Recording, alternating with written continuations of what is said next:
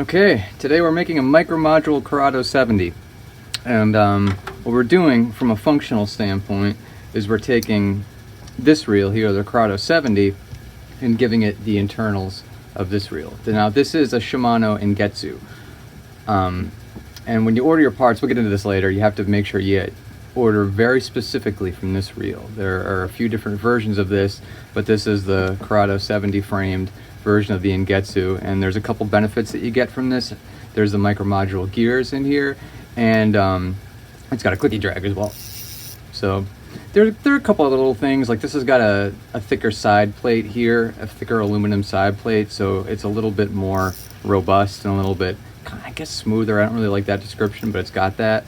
And it's got a longer handle. This is one of my favorite Shimano reels, period. This probably only gets beaten out by the Aldebaran as far as being a favorite of mine. So let's make this one of these. Let's just go over the shopping aspects of this really quickly and get that out of the way. Let's get through all the parts. So in the middle of the coronavirus pandemic with funny shipping and all that, this cost me just under 60 bucks. So under normal circumstances, it's probably about 50. So that's maybe like $10 or $20 more than a normal gear replacement or a gear upgrade.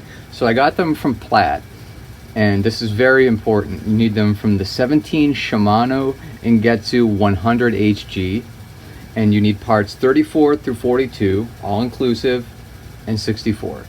So 34 through 42 and 64. I took my spool out and put it way off to the side. I don't need that for any of this, and I like to keep my area just as sort of clear and obvious as possible. If you don't get this back together 100% right, it will not work correctly. You're going to see this in any reel maintenance video or any reel upgrade video, but I do what everybody else does, and I kind of take it a step further too. I put everything in order the way that it goes back on, and I put it in the orientation that it needs to go back on. So this is going to go back on just like this. Boom. So that's how I have it set over here. Of course, I had my drag locked down. Okay, the Curado 70 has one screw on the back. So what I do with that one screw is I take it and I put it in here. So these get put in the orientation that they came out up here, and the one screw that goes on the back is over here. So that way you'll never get them mixed up. Okay, very important. With all the screws out, you have to keep a little pressure on this, otherwise it's going to pop off. You are going to lose springs, you are going to lose gears, you're in major trouble. So here it is. Let us reveal the internals. Okay, old stack is out. I'm going to put that way off to the side so we don't get confused, but it's still there in case everything goes belly up. Let's get our pinion gear out.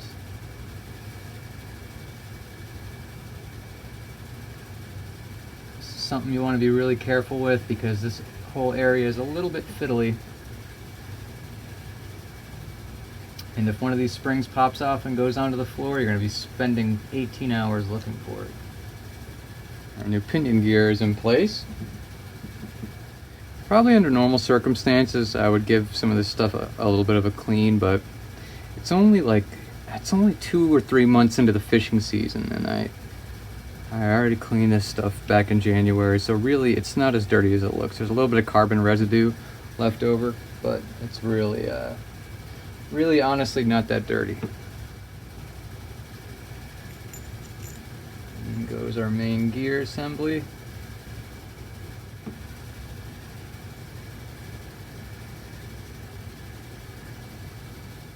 Okay, this next part involves a lot of little tiny pieces. So what I'm going to do is get everything ready beforehand, and then just slowly, easily, carefully get them put into place. So this little part number 40, just sits in our main gear. Just like that. You can see it fits right into that little hole there. Okay, there we go. World's smallest spring now is sitting in that little assembly. And number 38 sits in the little spring.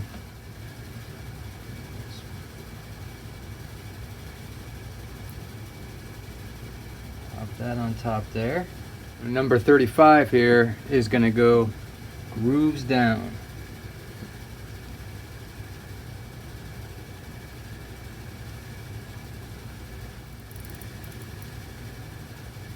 Cool. Seems to be clipping effectively. Okay, so if you want to save yourself a buck or two, part 34 is not necessary. So you only need 35 through 42 on the gear stack side. They are the precise same thing. I just ordered every little piece of this stack just to make sure that I was 100% good to go. So, oh, Jesus Christ. So before I close it up, I just gave the main gear a little bit of grease. Make sure everything spins. Nice and careful. Yep, we're good. Everything clicks. So this thing is 100% put back together. Well, at least the inside is. So now, very carefully. So now, like we were saying before, I'm putting everything back together 100% the way that I took it off. Just going right down that line.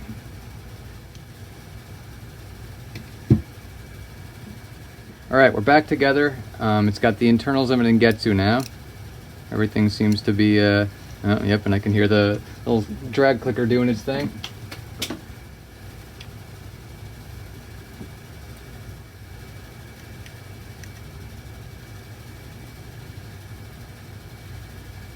Alright, so here's the finished product. Curado 70 with a Clicky drag and Micromodule gears. Oof, that is nice. It's funny, like when you listen, that's the Engetsu's drag. This has got a little bit more power to it. Huh. Man, that's nice. But you can see it works.